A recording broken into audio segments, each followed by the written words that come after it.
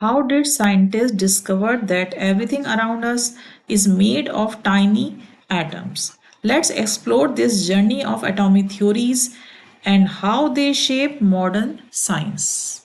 Hello students, I'm Dr. Priyanka and let's start today's topic that is atom. हम NDA और CDS का हम syllabus complete कर रहे हैं और साथ में इसमें हम जब एटॉमिक थ्योरीज की हम बात करेंगे, एटम के बारे में बात करेंगे, तो सबसे पहले इसमें बात आती है कि एटम में अगर हम बात करते हैं तो atom is a basic unit, neutral in nature and combine to form the molecule. अगर इनकी डिस्कवरी की बात आती है तो इसकी ट्रिक आती है ईट पज नाच. अब देखो यहाँ पर इलेक्ट्रॉन की डिस्कवरी करी थॉमसन ने, थॉमसन का पूरा नाम था जे थॉमसन. प्रोटॉन की डिस्कवरी करी गोल्डस्टीन ने and neutron is given by Chadwick. तो चैडविक का पूरा नाम था जेम्स चैडविक. अब आप देखेंगे मैंने यहाँ पर आर भी लिख रखा है. रीजन, अगर आपको वहां गोल्डस्टीन ऑप्शन में ना हो, जो कि एक बार एनडीए में हुआ था कि ऑप्शन में गोल्डस्टीन था ही नहीं, वहां पे रदरफोर्ड दे रखा था. हालांकि रदरफोर्ड को न्यूक्लियस की डिस्कवरी में हम मानते हैं, लेकिन अगर गोल्डस्टीन गिवन ना हो तब आप प्रोटॉन के केस में रदरफोर्ड पे टिक कर सकते हैं. अदरवाइज आप गोल्डस्टीन पे ही टिक करेंगे क्योंकि एनसीईआरटी में गोल्डस्टीन को ही मेंशन करा गया है. अब आते हैं हम सबसे पहले इलेक्ट्रॉन पे. देखिए सबसे पहले तो बात होती है जो आज एटम हम मानते हैं वो क्या है, न्यूक्लियस में रहते हैं प्रोटॉन और न्यूट्रॉन. प्रोटॉन पे पॉजिटिव चार्ज होता है, न्यूट्रॉन पे जीरो चार्ज होता है एंड नेगेटिव चार्ज इलेक्ट्रॉन इसके चारों तरफ रिवॉल्व करते हैं इन सर्कुलर पाथ. तो अब यहाँ पर आप देखिए कि इलेक्ट्रॉन की डिस्कवरी किस तरह से हुई. इलेक्ट्रॉन की डिस्कवरी जो हुई इसमें कैथोड रे ट्यूब एक्सपेरिमेंट करा गया, जिसके अंदर सबसे पहले एक तरफ एनोड लगाया, एक तरफ कैथोड लगाया और ये देखा गया कि हाई वोल्टेज अप्लाई करने पर कैथोड से कुछ रेज एनोड की तरफ जाती हैं और इनमें चेक करने के लिए क्या करा गया, ये स्ट्रेट जाती हैं. ये हमें कैसे पता चला, इनके रास्ते में एक हिंड्रेंस रख दिया तो सेम साइज का शेडो बना, जिससे पता चला कि कैथोड रेज स्ट्रेट चलती हैं. They are made of negative charge particles, यानी इलेक्ट्रॉन्स की बनी हुई है ये कैथोड रेज. अब ये नेगेटिव चार्ज पार्टिकल से बनी है, कैसे पता चलेगा, हमने यहाँ पर एक पॉजिटिव प्लेट लगा दी तो देखा ये पॉजिटिव प्लेट की तरफ मुड़ गई, यानी कि ये नेगेटिव चार्ज पार्टिकल से बनी है. And not depend on nature of gas, ये गैस के नेचर पे डिपेंड नहीं करती. मतलब कि अगर इस कैथोड रे ट्यूब के अंदर मैं गैसेस बदलती जाऊं तब भी एक्सपेरिमेंट जो है इट विल बी सेम. ये विजिबल नहीं होती और इनका जब चार्ज चेक करा गया तो that will be -1.6 10⁻⁻19 coulomb. Negative charge particles हैं ये इलेक्ट्रॉन और मास इलेक्ट्रॉन का होता है 9.1 10⁻⁻31 kg. अक्सर एग्जाम में से ग्राम मिलीग्राम में भी कन्वर्ट करवा सकते हैं, तो अच्छा होगा कि आप SI यूनिट में से याद करें, दैट इज इन kg, और फिर उसके बाद अकॉर्डिंगली आप उसे चेंज कर दें. इलेक्ट्रॉन का मास प्रोटॉन के मास से अराउंड 1/2000 होता है, लेकिन एग्जैक्ट वैल्यू है 1/1836 ऑफ प्रोटॉन मास. इसी वजह से जब हम मास नंबर की हम बात करते हैं तो हम उस केस में हम क्या करते हैं, सिर्फ P+N लिखते हैं, हम इलेक्ट्रॉन को नेग्लेक्ट कर देते हैं. रीजन, क्योंकि इलेक्ट्रॉन का मास प्रोटॉन के मास से अराउंड 1/2000 होता है. अब इसमें से क्वेश्चन क्या क्या आए हैं वो भी हम डिस्कस करते हैं.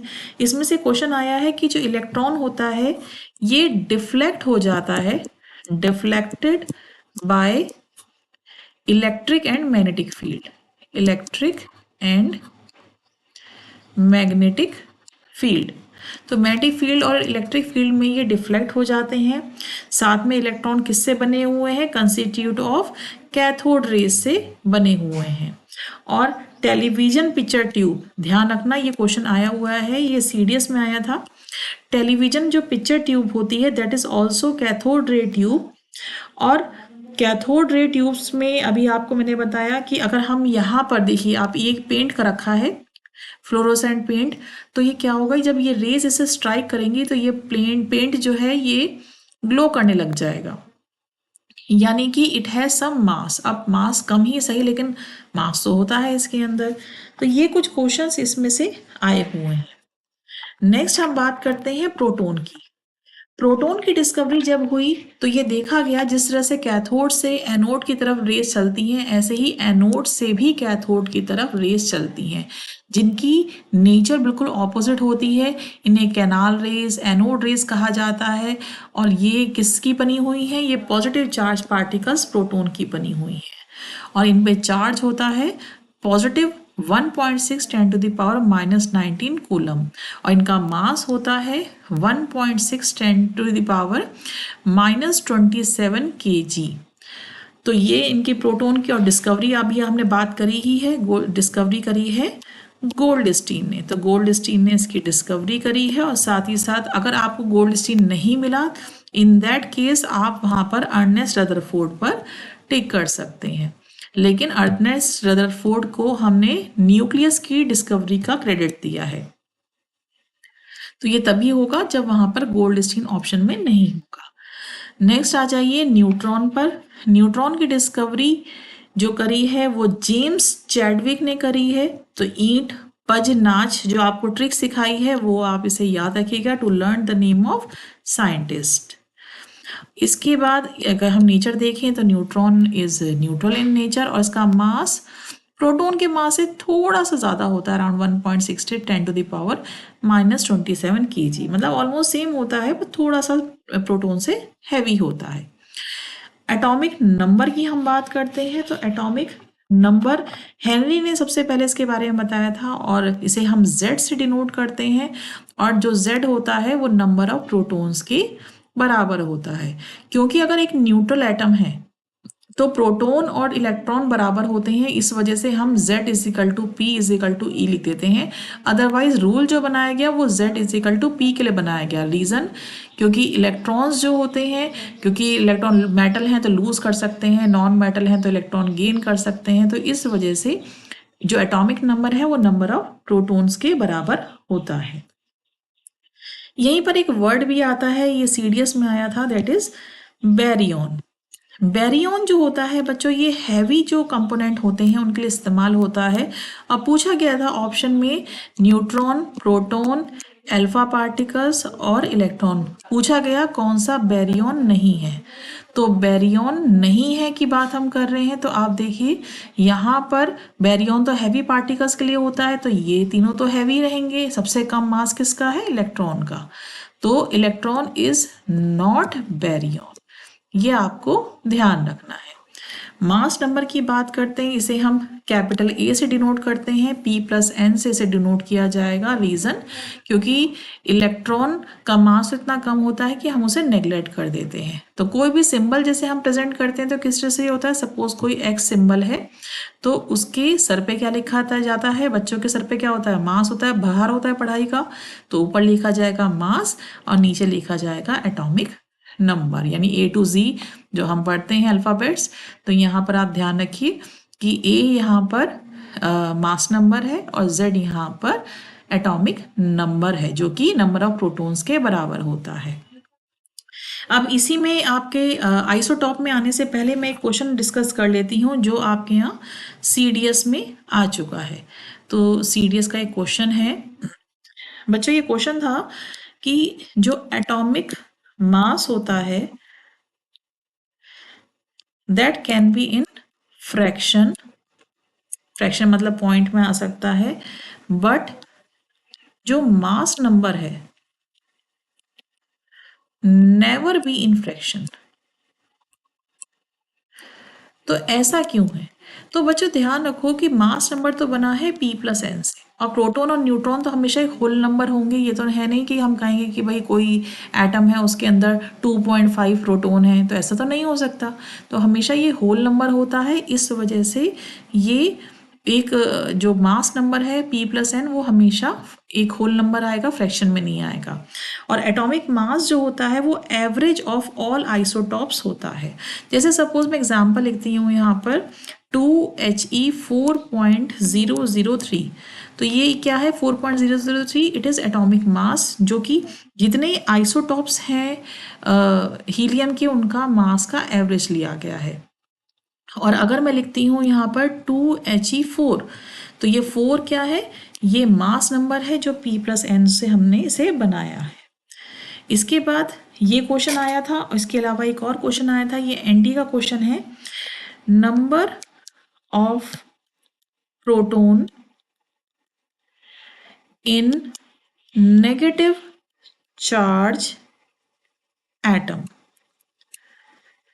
यानी कि मैं कह सकती हूँ एनायन की हम बात कर रहे हैं, तो एनायन के अंदर नंबर ऑफ प्रोटोन पूछा गया है R dash then number of electrons. देखो नेगेटिव चार्ज मतलब कि उसने इलेक्ट्रॉन्स गेन करे हैं, और गेन करे हैं तो ऑब्वियसली प्रोटोन के नंबर कम हो जाएंगे, that's why the answer will be less than. तो ये बात आपको ध्यान रखनी है यहाँ पर। अगर मैं बात करती हूँ यहाँ पर नेक्स्ट टॉपिक की, तो वो आता है आइसोटॉप। आइसोटॉप में जब हम बात करते हैं तो इसका एग्जाम्पल आता है 1H1, 1H2, 1H3, protium, deuterium और ट्राइटियम। बच्चों प्रोटियम जो हमारा नॉर्मल हम पानी जो पीते हैं दैट इज H से इसका सिंबल होता है, वो प्रोटियम होता है। ड्यूटीरियम को हम D से डिनोट करते हैं। ट्राइटियम जो रेडियो एक्टिव भी है इसे हम T से डिनोट करते हैं। तो अब आप इसकी ट्रिक कैसे समझेंगे, अगर कोई आपसे कहे कि आइसोटॉप का या फिर कोई डेफिनेशन दे दें, पूछा जाए बताओ ये आइसोटॉप का डेफिनेशन है, आइसोबार का डेफिनेशन है या आइसोटोन का डेफिनेशन है, तो आपके लिए सबसे आसान तरीका है कि एटम्स ऑफ, देखो आप फर्स्ट में ध्यान रखो आइसोटॉप के केस में क्या हो रहा है, atom of same substance. Same क्या क्या है यहाँ पर, एक तो सब्सटेंस है, इसके अलावा इलेक्ट्रॉन्स हैं, प्रोटॉन हैं, एटॉमिक नंबर यानी Z है, बट डिफरेंट क्या होगा यहाँ पर, डिफरेंट हो जाएगा यहाँ पर मास, जो मास नंबर है और जो न्यूट्रॉन है वो डिफरेंट हो जाएंगे। तो आपको ये बात ध्यान रखनी है इसमें कि इनसे आपको एग्जाम्पल देके पूछ लेंगे, तब आपको बताना है कि सुनने में बहुत आसान लगते हैं लेकिन जब क्वेश्चंस आते हैं थोड़े ट्रिकी हो जाते हैं। तो ऐसे में आप एग्जाम्पल याद रखेंगे तो गलती नहीं होगी। आइसोटॉप जब भी आए तो आप उसमें हाइड्रोजन के आइसोटॉप याद रखें। और इसके अलावा भी और आइसोटॉप होते हैं, लाइक कार्बन के आइसोटॉप होते हैं C12, C14। इसके अलावा क्लोरीन के आइसोटॉप होते हैं 35, 37। तो वो आपको ध्यान रखना है। नेक्स्ट आते हैं आइसोबार पे। आइसोबार जो होता है ये CDS में बहुत आता है, और इसमें बार को ऐसे याद कर लो, बाहर से कुछ कुछ रिजेंबल कर रहा है वर्ड, तो इसकी ट्रिक याद कर लीजिए कि एटॉमिक जो एटम्स होते हैं है ऑफ डिफरेंट सब्सटेंस। आप देख सकते हैं डिफरेंट क्या क्या है, सब्सटेंस अलग है, एक कैल्शियम है और एक आर्गन है। तो आर्गन और कैल्शियम दोनों जब डिफरेंट सब्सटेंस हैं तो डिफरेंट इनके एटॉमिक नंबर होंगे, इलेक्ट्रॉन्स होंगे, प्रोटॉन सब अलग अलग होंगे, लेकिन सेम क्या है, सेम यहाँ पर होता है मास। यानी कि जो मास नंबर है दैट इज P+n, उसकी वैल्यू सेम होती है। अब ये क्वेश्चन CDS में क्योंकि बहुत बार आ चुका है, तो इसमें एक बार क्वेश्चन आया कि कौन सा एलिमेंट जो है वो आइसोबार होगा कैल्शियम के लिए। तो वहाँ पर ऑप्शंस में जो दे रखे थे वो P और N के नंबर दे रखे थे। तो जो आंसर था वो ये था कि 18P और 22N। ऐसे ही अगर मैं आपसे कह दूं कि 40P और जो है 39N, कुछ भी करके बना सकते हैं, तो वो ये तो गलत हो जाएगा क्योंकि हमें जो टोटल करना है P+N का, तो वो अगर 40 आता है तो वही हमारा आइसोबार होगा of calcium. Next is isotone. Isotone में आप देखिए सिर्फ यहाँ पे अगर हम बात करें एलिमेंट्स अलग है, एक हाइड्रोजन है, एक हीलियम है, यानी कि मैं कह सकती हूँ डिफरेंट है यहाँ पर सब्सटेंस, डिफरेंट है atomic number, different electron, different proton, in fact जो मास है वो भी डिफरेंट है, ए भी डिफरेंट है। तो फिर सेम क्या होगा, सेम सिर्फ एक चीज होगी दैट इज न्यूट्रॉन। तो यहाँ पर न्यूट्रॉन सेम होंगे, बाकी सब अलग होगा। इसका एक एग्जाम्पल और आप कर सकते हैं जिसमें आ जाता है 16s32। ये इसका एग्जाम्पल है, सल्फर का ले लेते हैं, और फॉस्फोरस है 15p31। तो इन दोनों में आप देख सकते हैं नंबर ऑफ न्यूट्रॉन्स जो हैं वो सेम आएंगे। न्यूट्रॉन कैसे निकल लेंगे, हमारे P+N में से हम P को माइनस कर देंगे तो नंबर ऑफ N हमारे पास आ जाएंगे।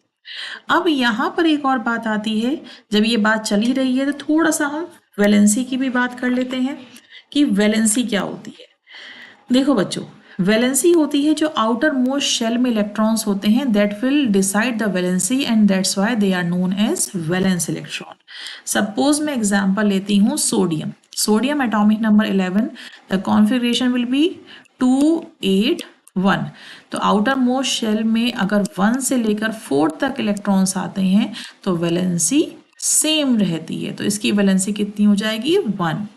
और अगर हम Cl लेते हैं atomic number 17, the configuration will B 287। तो अगर यहाँ आउटर मोस्ट शेल में 5 to 8 इलेक्ट्रॉन्स आते हैं तो वैलेंसी आप निकालने के लिए क्या करेंगे? आप 8 माइनस करके उसे सॉल्व करेंगे, तो वैलेंसी इसके लिए भी हो जाएगी 1। तो इस तरह से भी आपको वैलेंसी निकालना आना चाहिए। जनरली मैटर्स जो होती हैं वो वैलेंसी 1, 2 और 3 शो करती हैं। अब एक क्वेश्चन है एनडीए का, वो भी डिस्कस कर लेते हैं।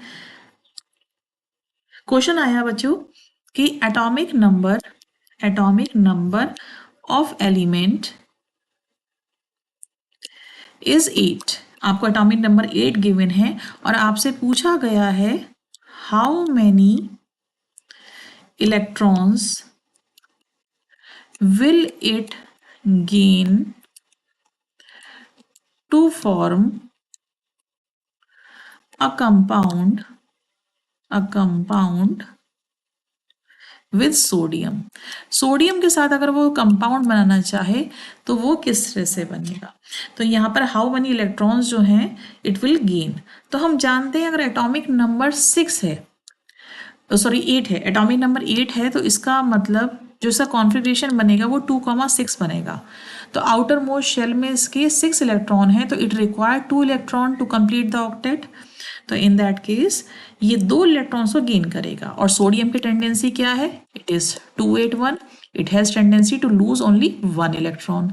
तो हमें क्या चाहिए? हमें टोटल यहाँ पर 2 सोडियम चाहिए होंगे, क्योंकि दोनों से हमें एक एक इलेक्ट्रॉन मिल जाएगा। तो इन दैट केस इसका आंसर जो है वो हो जाएगा 2। यानी कि कितने इलेक्ट्रॉन्स हमें चाहिए टू गेन और to form the compound with sodium? Answer will be 2। एक और क्वेश्चन हम कर लेते हैं, एनडीए का क्वेश्चन है। सैंपल ऑफ ऑक्सीजन दे रखा है, ऑक्सीजन का एक सैंपल है आपके पास। इसमें 2 आइसोटॉप हैं, 2 आइसोटॉप्स हैं और इसमें एक का मास जो है वो 16U है और दूसरे का जो मास है वो 18U। यू ये मतलब यूनिफाइड मास है रेस्पेक्टिवली। और ये कहा गया है कि जो प्रपोर्शन है इन आइसोटॉप्स का, प्रपोर्शन इनका भी रेशो गिवन है, that is 3:1। And the question is what will be the average atomic mass of oxygen in this sample? Again I'm repeating, what will be the average atomic mass of oxygen in this sample? बहुत simple question है, आपको कुछ नहीं करना है। 16 वाला जो isotope है वो कितने टाइम है? 3 टाइम। और जो 18 वाला है वो कितने टाइम है? 1 टाइम। एंड डिवाइड बाय 3 + 1 यानी कि 4। Your answer will B 16.5U। ये आपका आंसर हो जाएगा। तो ये मैं आपको साथ साथ इसलिए PYQs भी करा देती हूँ ताकि आपको इसका आइडिया लग जाता है। इसके बाद हमारा जो नेक्स्ट टॉपिक आता है वो आती हैं एटॉमिक थ्योरीज। बच्चों सबसे पहले जो एटॉमिक थ्योरी दी गई थी वो थी Dalton atomic theory. Dalton atomic theory में ये बताया गया था सबसे पहले, अब ये पहला क्वेश्चन तो CDS का यही आ गया कि what is the first atomic theory. तो फर्स्ट एटॉमिक थ्योरी कौन सी थी? वो थी डाल्टन एटॉमिक थ्योरी। और इसमें क्या बताया गया था कि एटम इज इनडिविजिबल, आप उसे डिवाइड नहीं कर सकते, क्योंकि इलेक्ट्रॉन प्रोटॉन न्यूट्रॉन की डिस्कवरी तो बाद में हुई थी। इसलिए डाल्टन के according atom is indivisible, atom can neither be created nor be destroyed, और atom of same substance are same and different substance have different types of atom. But ये थ्योरी डिस्कार्ड हुई क्योंकि इन्होंने इलेक्ट्रॉन प्रोटॉन और neutron, isotope, isobar, इन सब की बात यहाँ पर नहीं हुई थी। नेक्स्ट आया हमारे पास थॉमसन मॉडल। थॉमसन मॉडल जो दिया गया था इसे वाटरमेलन मॉडल या प्लम पुडिंग मॉडल भी कहते हैं, और ये भी सीडीएस में 2 बार आ चुका है। इसमें करना क्या होता है कि अगर मान लीजिए आपके पास वाटरमेलन है, तो वाटरमेलन को अगर आपने देखा होगा, अगर आप कट करते हैं तो you will see this black colour seeds.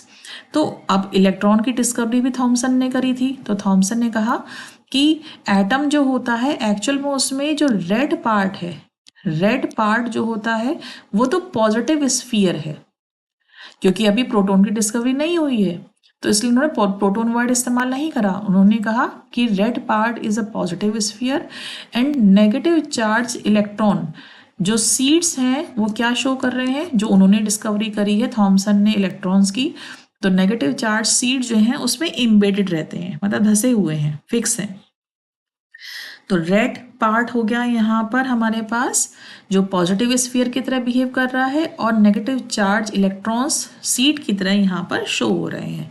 या फिर जैसे हम केक के ऊपर से यहाँ पे या पुडिंग बनाते हैं उसके ऊपर हम प्लम सजा देते हैं, तो वो भी बात रही कि यहाँ पे जो प्लम है वो बेसिकली इलेक्ट्रॉन्स को शो कर रहा है, और पुडिंग या केक जो है वो पॉजिटिव स्फीयर को शो कर रहा है।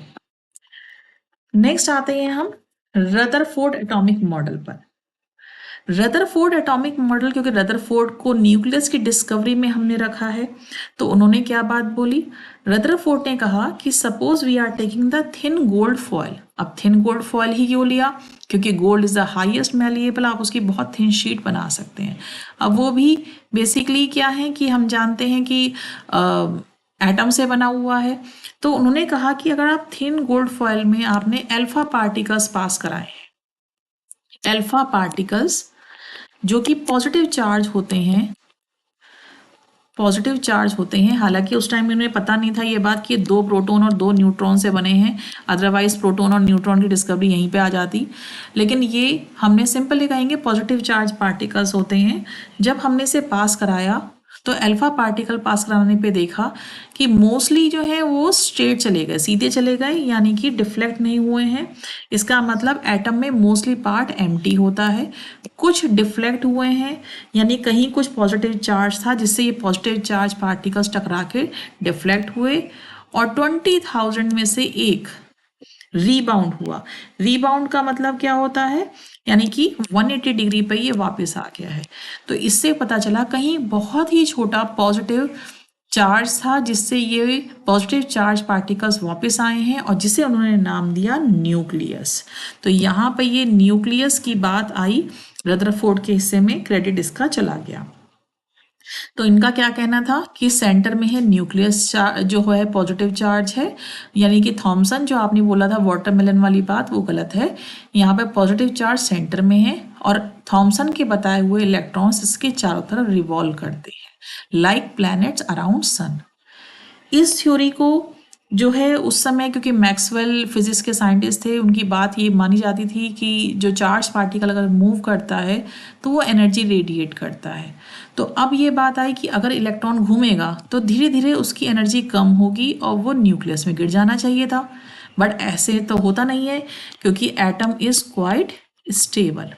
तो अब यहाँ पे ये बात आ गया कि रदरफोर्ड ने स्टेबिलिटी ऑफ एटम को नहीं समझाया, ये उनका बहुत बड़ा ड्रॉबैक था, और इसी वजह से इसके बाद आए नील बोर। तो नील बोर ने अपना एक एटॉमिक मॉडल दिया, उसे बोर एटॉमिक मॉडल भी हम कहते हैं, और उन्होंने कहा कि रदरफोर्ड की ये बात तो सही थी कि सेंटर में न्यूक्लियस है और इलेक्ट्रॉन्स के चारों तरफ रिवॉल्व करते हैं, लेकिन रिवॉल्व करते समय वो अपनी एनर्जी को ना तो रेडिएट करते हैं ना कोई एनर्जी एब्जॉर्ब करते हैं, जब तक वो एक शेल से दूसरे शेल में नहीं जाते हैं अपनी कांस्टेंट एनर्जी से वो घूमते रहते हैं। और इन्हें उन्होंने नाम दिया K, L, M और N, ये शेल इन्होंने नाम दिए कि इनमें ये इलेक्ट्रॉन्स घूमते रहते हैं और अपनी कांस्टेंट एनर्जी से घूमते रहेंगे, और साथ ही साथ ये 2n² के रूल को फॉलो करेंगे। K के केस में आप n = 1 रखेंगे, L के केस में n = 2 रखेंगे, M के केस में n = 3 और N के केस में n = 4। तो उससे आपको पता चलेगा कि K, L, M, N में मैक्सिमम नंबर ऑफ इलेक्ट्रॉन्स 2, 8 है बच्चों, 2, 8, 18 और 32, ये मैक्सिमम नंबर ऑफ इलेक्ट्रॉन्स इसमें हो सकते हैं, यानी कि इतने इलेक्ट्रॉन्स ये मैक्सिमम होल्ड कर सकता है, लेकिन इससे कम भी कर सकता है, लेकिन इससे ज़्यादा नहीं करेगा। और बोहर एंड बरी ने एक रूल और बताया कि भाई आउटर मोस्ट शेल में 8 से ज़्यादा इलेक्ट्रॉन नहीं हो सकते हैं। जैसे सपोज मैं कैल्शियम की बात करती हूँ, कैल्शियम एटॉमिक नंबर 20 है, तो इसका कॉन्फ़िगरेशन क्या बनता है 2882। क्यों? क्योंकि हम चाहते तो इसे 2 8 10 लिख सकते थे, आउटर मोस्ट शेल में तो 18 तक होल्ड कर सकता है, लेकिन 18 आउटर मोस्ट शेल में 8 से ज़्यादा इलेक्ट्रॉन यानी 8 से ज़्यादा नहीं हो सकते, और यही बात बोली थी नील बोर ने। और इसी वजह से हम जो वैलेंस इलेक्ट्रॉन्स हैं वो डिसाइड करते हैं, जो कि वैलेंसी डिसाइड करेंगे। तो यहाँ पर नील बोर ने कहा कि इलेक्ट्रॉन जो है revolve around the nucleus in certain circular orbit which have certain energy. When electron jump from one orbit to another, in that case it lose or gain energy. But ये theory भी discard क्यों हुई? Because this theory was unable to explain the dual nature. Dual nature कौन सी थी? Wave और particle nature जो थी matter की, वो ये समझा नहीं पाए थे, इस वजह से इस थ्योरी को रिजेक्ट कर दिया गया। और उसके बाद कौन आए? उसके बाद आए श्रोडिंगर। श्रोडिंगर ने ये बात बोली कि एक मॉडल दिया उन्होंने, क्वांटम मैकेनिकल मॉडल, जो कि 2 थ्योरी पे बेस था। इस पे आपको जो एनडीए हैं उनमें न्यूमेरिकल मिलेगा, और सीडीएस के बच्चों के लिए सिर्फ फॉर्मूला बेसिस के क्वेश्चंस आएंगे। De Broglie hypothesis. De Broglie hypothesis ये था कि जो मैटर होता है it can behave like wave and particle, और उन्होंने एक फॉर्मूला दिया lambda is equal to h upon p. Lambda यहाँ वेव लेंथ होता है, एच यहाँ पर प्लैंक कांस्टेंट है जिसकी वैल्यू फिक्स होती है 6.6 10⁻34 जूल सेकेंड। यूनिट याद रखिएगा। पी इज मोमेंटम, तो पी इज इक्वल टू हम mv भी लिख सकते हैं। और दूसरा था यहाँ पर हाइजेनबर्ग अनसर्टेनिटी प्रिंसिपल, जिसमें ये बताया गया कि it is impossible to measure both position and momentum of electron at same time. मतलब जो इलेक्ट्रॉन रिवॉल्व कर रहा है पॉजिटिव चार्ज के चारों तरफ, तो एक समय पर अगर आप इसकी पोजीशन चेक करेंगे इतनी देर में मोमेंटम बदल जाएगा, और मोमेंटम चेक करेंगे तो पोजीशन बदल जाएगा। यानी कि एक टाइम पर आप पोजीशन और मोमेंटम दोनों नहीं पता कर सकते। तो इसका फॉर्मूला दिया गया डेल्टा साई, या कहीं कहीं इसे एक्स भी लिख देते हैं, delta x into delta p greater than equal to h upon 4 pi. Pi की वैल्यू आप जानते हैं 22/7 आप रख सकते हैं। एच यहाँ प्लैंक कांस्टेंट है। डेल्टा एक्स यहाँ पर अनसर्टेनिटी इन पोजीशन होगा, और डेल्टा पी यहाँ पर अनसर्टेनिटी इन मोमेंटम होगा। तो ये आपको यहाँ पर ध्यान रखना है। अब इसकी जो नेक्स्ट मैं अपनी वीडियो बनाऊंगी उसके अंदर हम लॉ ऑफ केमिकल कॉम्बिनेशन की बात करेंगे। अब ये वीडियो काफ़ी बड़ी हो गई है, तो अभी हम थोड़ा सा PYQ देख लेते हैं। तो PYQ में आपका जो एक क्वेश्चन आया कि जो फूड कैंस होते हैं, जैसे आपने देखा होगा कोल्ड ड्रिंक के कैंस वगैरह होते हैं, वो किस चीज़ के बनाए जाते हैं? वो टिन के बनाए जाते हैं, क्योंकि टिन एक लेस रिएक्टिव मेटल होती है। जिंक के नहीं बनते, ध्यान रखिएगा। जिंक क्योंकि रिएक्टिव मेटल है, वो फूड से रिएक्शन कर सकता है। इसके अलावा एक क्वेश्चन पूछा गया कि जो क्ले लेयर होती है, यानी जो मिट्टी टाइप है ये क्ले लेयर, तो क्ले लेयर जो होती है इट इज पुअर एक्विफर वो रॉक्स होती हैं that can pass air and water through it. तो clay layer is a poor aquifer. एक क्वेश्चन ये आया था सीडीएस में कि जो हेयर सेटिंग जेल होते हैं, हेयर सेटिंग जो जेल हम इस्तेमाल करते हैं, वो बेसिकली इसमें क्या होता है, दैट इज सिलिकॉन बेस।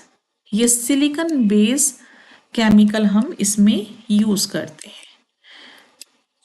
तो आज के लिए हम इसे इतना रखते हैं। If you like this video please like and share. Thank you so much.